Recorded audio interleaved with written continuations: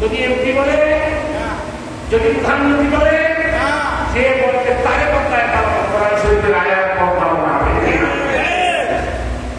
এটা আমরা ঠিক বলতে চাই না, সাথে বলবেন যে বর্তমান বাংলাদেশে একটা শান্তিপূর্ণ অবস্থা চলছে, ঠিক একটা সরকার দেশে মহিলা কমিশনের জন্য কয়েকজন পেশাজনিত নারীদেরকে কমিশনের সদস্য বানিয়েছে।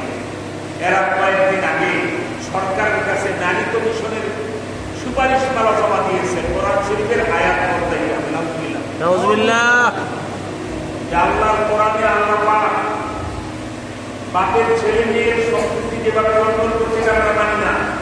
এই আয়াত বাদ দিতে হবে, আমাদের আল্লাহর আইনের বিরুদ্ধে সমাপ দিতে হবে। অতএব এটাকে ছেড়ে দেওয়া যায়। আল্লাহ চাইলে আগামী মাসের 3 তারিখ, এপ্রিল মাসের আজকে হলো কত, 24, এবারে ঠিক না, আগামীকাল 25, এই মাসটা শেষ হবে। এই শুক্রবারে, পরের শুক্রবার, সামনের শনিবারে, কালকে শুক্রবার, পরশুদিন শনিবার, তারপরের শনিবার সর্বাত্মক উদ্যানে আল্লাহ তাকে 5 লক্ষ লোক পাশে রাখতে সহযোগী হবে। কারণ আমরা আপনাদের ছাড় দিতে পারি, অনেক ছাড় দিয়েছি।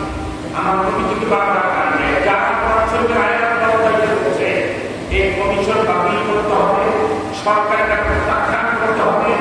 এই কমিশনে যারা তাদের বিরুদ্ধে সুপারিশ করা